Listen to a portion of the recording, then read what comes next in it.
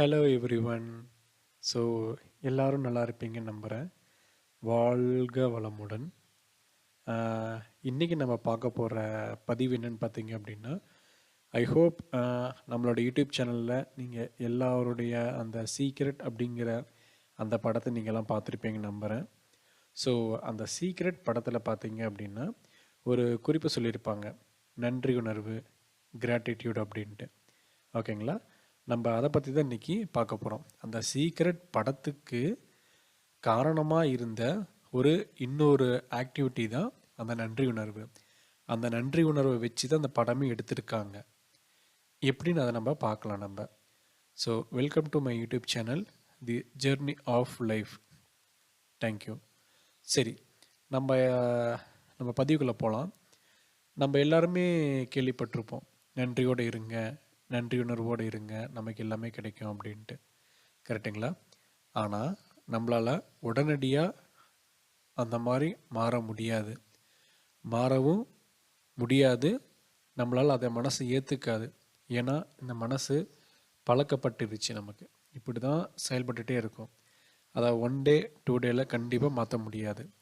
So அதை மாற்றணும் அப்படின்னா நம்மக்கிட்ட என்ன, நம்ம எதை பற்றி நம்ம வந்துட்டு இல்லாமல் ஒரி பண்ணிகிட்ருக்கோமோ அதுக்கான ரீசனை நீங்கள் கண்டுபிடிக்கணும். சரிங்களா? சரி, நம்ம இந்த சீக்ரெட் படம் ஃபுல்லாகவே பேஸ்ட் அப்பான் ஒரு ஸ்மால் கேமை வச்சு தான் எடுத்திருக்காங்க. அந்த கேம் பேர் தான் தி கிளாட் கேம், அதாவது மகிழ்ச்சியான விளையாட்டு அப்படின்னு சொல்லுவாங்க. அந்த மகிழ்ச்சியான விளையாட்டு என்னங்கிறத நம்ம இப்போ பார்க்கலாம்.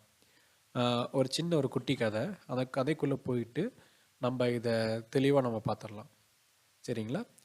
ஒரு டிஸ்னி வேர்ல்டு அப்படிங்கிற அந்த ஒரு ஊரில் ஒரு குழந்தை இருக்கா, ஒரு பெண்மணி இருக்கா. அவள் பேர் வந்து பலியோனா. ஓகேங்களா? அந்த பலியோனா பார்த்தீங்க அப்படின்னா சின்ன வயசில் தன்னுடைய தந்தையும் தாயும் இழந்துடுறாங்க. அதுக்கப்புறமேட்டுக்கு அந்த பலியோனா வந்துட்டு ஒரு ஆசிரமத்தை தான் வளர்ந்துட்டுருக்காங்க ஒரு சில காலகட்டம் வரைக்கும். அதுக்கப்புறமேட்டுக்கா அந்த பலியோனாக்கு தெரியுது ஒரு ஆன்ட்டி இருக்காங்க, அவங்க நம்மளை பார்த்துப்பாங்க அப்படின்ட்டு. ஸோ அவங்க வந்து அந்த ஆன்ட்டி வந்துட்டு அந்த பலியோனை வந்து கூட்டிகிட்டு போயிடறாங்க வீட்டுக்கு. நான் பார்த்துக்கிறேம்மா அப்படின்னு சொல்லிட்டு கூட்டிகிட்டு போயிடறாங்க. ஆனால் அங்கே போகும்போது அந்த ஆன்ட்டியோட வீடு பார்த்திங்க அப்படின்னா மாளிகை மாதிரி இருக்குது. இந்த புள்ள பார்த்திங்கன்னா பலியோனை வந்துட்டு தங்கினது எல்லாமே பார்த்திங்கன்னா ஆசிரமத்தில் தான் இருந்திருக்காங்க. ஸோ அவங்க அந்த மாளிகையை பார்த்துன்னு ரொம்ப எக்ஸைட்மெண்ட்டாக ஆகிட்டு ரொம்ப மகிழ்ச்சியோட ஆரவாரத்தோட அவங்க அந்த ஒரு ஃபுல் பாசிட்டிவிட்டியில் பார்த்தீங்க அப்படின்னா உள்ளே மனைக்கு வீட்டுக்குள்ளே போகிறாங்க. அவங்க உள்ளே போனோடனே அவங்க ஆன்ட்டி வெல்கம் பண்ணுறாங்க. இந்த பொண்ணு பார்த்திங்கன்னா உள்ளே போகுது. கூட கூட்ட அந்த வேலைக்காரி பார்த்தீங்க அப்படின்னா அவங்கள மேலே மாடியை கூப்பிட்டு போகிறாங்க. அந்த புள்ள உள்ளே போன உடனே, எனக்கு பார்த்தீங்களா கடவுள் இவ்வளோ அழகான வீடை கொடுத்துருக்காங்க, இவ்வளோ பெரிய ரூம் எனக்காகவே இருக்குது, ரொம்ப ரொம்ப நன்றி, நான் ரொம்ப மகிழ்ச்சியாக இருக்கேன் அப்படின்னு ஃபுல்லாக அந்த பாசிட்டிவிட்டிலேயே அந்த பிள்ளை வந்துட்டு உள்ள வீட்டுக்குள்ளே போகிறாங்க. ஸோ வீட்டுக்குள்ளே போயிட்டு அவங்க நார்மலாக அவங்களுடைய இந்த லைஃப்பை ஸ்டார்ட் பண்ணுறாங்க. ஆனால் என்ன ஒரு இது அப்படின்னா, அந்த வேலைக்காரம்மா வந்துட்டு, எங்கள் ஆண்டி ரொம்ப கோவக்காரங்க, ஸோ நீங்கள் ஆன் டைம் நீங்கள் வந்து சாப்பிட வரல அப்படின்னா உங்களுக்கு வந்துட்டு அவங்க வந்துட்டு தண்டிச்சிடுவாங்க அப்படின்னு மாதிரிலாம் சொல்கிறாங்க. சின்ன குழந்தை இல்லையா, அந்த சின்ன குழந்தை பார்த்திங்க அப்படின்னா சரி சரின்னு சொல்லி கேட்டுட்டு அது அவனோட அந்த மகிழ்ச்சி விளையாட்டுக்குள்ளேயே சுற்றிட்டு இருக்கு. அந்த விளையாட்டை பார்த்திங்க அப்படின்னா எதை பார்த்தாலுமே அவங்க சோபாவில் உக்காந்தாலும் சரி, ஒரு பெட்டில் படுத்தாலும் சரி, தண்ணி குடித்தாலும் சரி, நடந்து போனாலும் சரி, எல்லாமே அந்தளவுக்கு ஃபுல்லாக பாசிட்டிவிட்டியாக அவங்க வந்து போய்கிட்டு இருக்காங்க. அவங்க எதுவுமே வந்துட்டு நெகட்டிவிட்டியாக அந்த குழந்தை வந்து கொடுக்கறதே இல்லை. இது பேர் தான் வந்துட்டு மகிழ்ச்சி விளையாட்டு அப்படின்னு அந்த பொண்ணோட டாத்தில் வந்து உட்காந்துட்ருக்கு. ஓகேங்களா?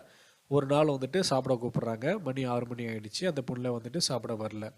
அந்த பிள்ளை என்ன பண்ணியிருக்கு அப்படின்னா, வெளியில் போயிட்டு அந்த பூத்தோட்டம் கார்டன் மாதிரி இருக்குல்ல, அங்கே போய்ட்டு லைஃப் என்ஜாய் பண்ணிட்டுருக்கு.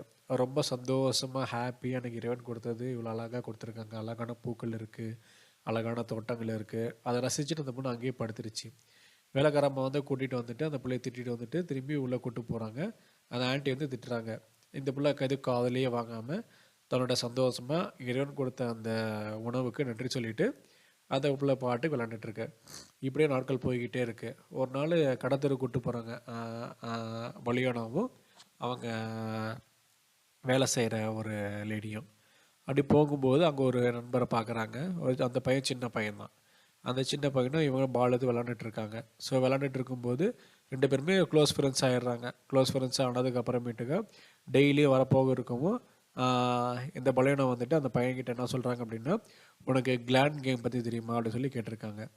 ஸோ கிளான் கேமா அப்படின்னா என்ன அப்படின்னு அந்த பையன் கேட்கும்போது, அது வந்து மகிழ்ச்சியான விளையாட்டு, நீ ஏன் எப்பவுமே சோகமாக இருக்க அப்படின்னு சொல்லி பலூனை வந்து அந்த பையனை கேட்கும்போது, அந்த பையன் வந்துட்டு என்ன சொல்கிறேன் அப்படின்னா, எனக்கு வந்து டெய்லியும் எங்கள் அம்மா வந்துட்டு ஒரே சூப்பாக கொடுக்குறாங்க, ஒரே சாப்பாடாக சாப்பிட்றாங்க, ஒரே சாப்பாடாக கொடுக்குறாங்க, எனக்கு அது பிடிக்கல அப்படிங்கிற மாதிரி அந்த பையன் வந்து சொல்கிறான். அதுக்கப்புறமா பார்த்தீங்க அப்படின்னா அந்த பையன் வந்துட்டு சொல்கிறான், இந்த மாதிரி எனக்கு வந்துட்டு ரொம்ப கஷ்டமாக இருக்குது, எனக்கு டெய்லி இதே மாதிரி சாப்பாடு போகிறாங்கன்னு சொல்லிட்டு சொல்லவும், பலீனை வந்துட்டு அப்போ தான் அவங்களோட அந்த மகிழ்ச்சி விளையாட்டு தி கிளாட் கேம் அப்படிங்கிறத வந்துட்டு அந்த பையனை சொல்லி கொடுக்குறாங்க. அது எப்படி அப்படின்னா, கண்ணை மூடிக்கோ, கண்ணை மூடி உன்னுடைய மிகப்பெரிய கஷ்டம் ப்ராப்ளம் நினைக்கக்கூடிய ஒரு விஷயத்தை நினச்சிக்கோ. அந்த விஷயத்தை ஓகேவா, அந்த விஷயம் வந்துட்டு உனக்கு இப்போ உதாரணமாக வந்துட்டு பழைய சாப்பாடே போடுறாங்கன்னு சொல்லி நீ ஃபீல் பண்ண அப்படின்னா, நீ நினச்சி பார்த்துக்கோ, உனக்கு அந்த சாப்பாடு கூட இல்லாமல் இருக்கக்கூடிய சூழ்நிலையில் நீ எப்படி இருப்ப அப்படின்னு நினச்சி பார்க்கும்போது, உனக்கு சாப்பிட்றது சாப்பாடு இருக்காது, பசிக்கும், ரொம்ப வலிக்கும், ரொம்ப பெயினாக இருக்கும் இல்லையா?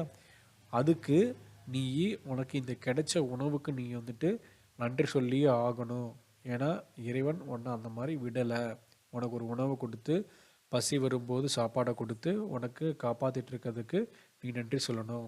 இதுதான் மகிழ்ச்சி விளையாட்டு, துன்பத்திலும் இன்பம் அப்படிங்கிற கான்செப்டில் அந்த குழந்தை வந்துட்டு இந்த பையனை சொல்லியிருக்கு. அந்த பையனுக்கு தெளிவாக புரிஞ்சிருச்சு, இதுதான் கிளாட் கேமு, இதை வச்சு நம்ம வாழ்க்கையை மாற்றலாம் அப்படின்னு சொல்லிட்டு அந்த பையன் வந்துட்டு ரொம்ப சந்தோஷமாக போயிட்டு தன்னோட குடும்பத்திட்டையும் சொல்கிறான். அவன் எங்கே பார்க்குறானோ எல்லாருக்கிட்டையும் அந்த கிளாட் கேம் பற்றி சொல்லிடுறான். ஸோ இதே போல தான் நம்மளோட வாழ்க்கை முறையும் இருக்குது. நம்ம வந்துட்டு நம்ம கண்ணு முன்னாடி இருக்கக்கூடிய விஷயங்களை தவற விட்டுட்டு கண்ணுக்கு தெரியாத விஷயத்து மேலே, கண்ணுக்கு தெரியாத கஷ்டத்து மேலே நம்ம இருக்கும்போது நமக்கு மகிழ்ச்சி அப்படிங்கிறது ஒரு கண் துடைப்பு மாதிரி தான். அப்பப்போ வந்து பார்க்குமே தவிர்த்து முழுமையாக நிரந்தரமாக இருக்காது. ஸோ இந்த கிளாட் கேமை எல்லாருமே டெய்லியும் விளையாடுங்க. அந்த மகிழ்ச்சி விளையாட்டுங்கிற மனதில் துள்ளி குதித்து அதை அப்படியே கெட்டியாக பிடிச்சிக்கோங்க. இப்போது உங்களுக்கு ஏதாவது கஷ்டம் இருக்கும் அப்படின்னா அந்த கஷ்டத்தை ஃபுல்லாக கண்ண மூடி நினச்சி பார்த்துட்டு, அந்த கஷ்டத்துக்கு கொடுத்த இறைவன் தான் அதுக்கான காரணத்தையும் கொடுத்துருக்கான், அதுக்கான வழியையும் கொடுத்துருக்கான் அப்படிங்கிறத உணரும்போது உங்களால் நன்றி உணர்வோடு இல்லாமல் இருக்க முடியாது. ஏன் அப்படின்னா, உங்களுக்கு ஏதாவது ஒரு பிரச்சனை இருக்குது அப்படின்னா அந்த பிரச்சனை வரத்துக்கு கூடிய அந்த காரணமும் அந்த இறைவன் தான். அதை நீங்கள் கண்ண மூடி நினச்சி பார்க்கும்போது அதுக்கான சொல்யூஷனும் அதுக்கான நன்றி உணர்வும் உங்களுக்கு கண்ணு முன்னாடி தோன்றும். இந்த கிளாட் கேமை வந்துட்டு டெய்லி உங்களோட வாழ்க்கையில் ஒரு அங்கமாக மாற்றுறதுக்கு ட்ரை பண்ணி பாருங்கள். உங்கள் வாழ்க்கை அப்படிங்கிறது மிகப்பெரிய ஒரு பொக்கிஷம். அந்த பொக்கிஷத்தை நீங்கள் அடையிறதுக்கு இந்த மகிழ்ச்சி விளையாட்டு அப்படிங்கிறது ரொம்ப சந்தோஷமாக இருக்கும் உங்களுக்கு. இதை எப்படி வேணால் நீங்கள் பண்ணலாம். டெய்லி காலை எந்திரிக்கும் போது ஜஸ்ட்டு நீங்கள் கண்ணு மூடுங்க, அந்த மகிழ்ச்சி விளையாட்டை பற்றி நினச்சி பாருங்கள் உங்களுக்கு. ஏன் அப்படின்னா, நீங்கள் ராத்திரி நிம்மதியாக தூங்கி எந்திரிச்சிருக்கீங்க. அந்த தூங்கி எந்திரிச்சதுக்கு காரணமாக இருக்கிறது உங்களுடைய பெட்டு, உங்களுடைய கட்டில், உங்களுடைய பில்லோ, உங்களுடைய பெட்ஷீட்டு. இப்படி நீங்கள் நினச்சி பார்க்கும்போது இதுக்கு எப்படி நான் நன்றி உணர்வு இருக்குன்னு சொல்லி உங்களுக்கு ஒரு கொஸ்டின் வரலாம் உங்களுக்கு. சும்மா பெட்ஷீட் தானே, சும்மா ஒரு பெட்ஷீட் தானே, சும்மா ஒரு கட்டில் தானே அப்படின்னு நினைக்கலாம். ஆனால் நீங்கள் கண்ணை மூடி அந்த பெட்ஷீட்டும் அந்த கட்டிலும் அந்த தலவாணியும் இல்லாத ஒரு சூழ்நிலையில் நீங்கள் உங்களை நினச்சி பாருங்கள். உங்களையே கொசு கடிக்கும், தூக்கம் வராது, நல்ல நிம்மதியான உங்களுக்கு வந்து அந்த பாடி கம்ஃபர்ட் இருக்காது, அந்த உள்ளே இருக்கக்கூடிய ஆத்மாவுக்கு ஒரு உத்வேகம் இருக்காது. இப்படி உங்களோட டாத்தில் வரக்கூடிய எல்லாமே வந்துட்டு பார்த்தீங்க அப்படின்னா அந்த இல்லாத ஒரு பொருளுக்காக நீங்கள் அதை நினைக்கும்போது ஆல்ரெடி உங்களுக்கு அந்த இருக்கிற பொருளுக்கு உங்களுக்கு அதுக்கான அந்த நன்றி உணர்வு வந்து ஆட்டோமேட்டிக்காக வர தோணும். காலைல எந்திரிக்கிறீங்க, நேராக பாத்ரூம் போகிறீங்க, ஸோ ப்ரஷ் பண்ணுறீங்கல்ல, சப்போஸ் அந்த ப்ரஷ்ஷை உங்களுக்கு அங்கே இல்லை அப்படின்னா நீங்கள் எங்கே போவீங்க? நேராக போகணும், கடைக்கு போகணும், கடையில் போய் வாங்கணும். அதுக்கான சூழ்நிலை உங்களுக்கு வந்து டைம் ஸ்பெண்ட் எவ்வளோ இருக்குது உங்களுக்கு, எல்லாமே உங்களுக்கு அவைலபிலிட்டியாக இருக்குல்ல பார்த்தீங்களா? அதை நினச்சி நீங்கள் வந்துட்டு ஃபோக்கஸ் பண்ணும்போது ஆட்டோமேட்டிக்காக உங்கள் மைண்ட் வந்துட்டு பாசிட்டிவிட்டிக்கு தள்ளப்படும். ஸோ இந்த வீடியோ பிடிச்சுன்னு நினைக்கிறேன். லைக் பண்ணுங்கள், ஷேர் பண்ணுங்கள், சப்ஸ்கிரைப் பண்ணுங்கள். ரொம்ப ரொம்ப நன்றி. மகிழ்ச்சி விளையாட்டு அப்படிங்கிறது ஒரு மிகப்பெரிய பொக்கிஷம். இந்த மகிழ்ச்சி விளையாட்டை வச்சு தான் எல்லா பெருந்தலைவர்களும் சரி, எல்லா பெரிய புத்தகங்களும் சரி, எல்லா மத சம்மந்தப்பட்ட எல்லாமே வந்துட்டு இந்த மகிழ்ச்சி விளையாட்டு, தி கிளாட் கேமு, நன்றியுணர்வு பற்றி தான் பேசியிருக்காங்க. தயவு செஞ்சு புரிஞ்சுக்கிட்டு நல்லபடியாக நம்மளோட வாழ்க்கையில் இதை அப்ளை பண்ணி நல்ல ஒரு முன்னேற்றத்துக்கு கொண்டு போவோமாங்க. நன்றி நன்றி நன்றி. வாழ்க வளமுடன். வாழ்க வளமுடன்.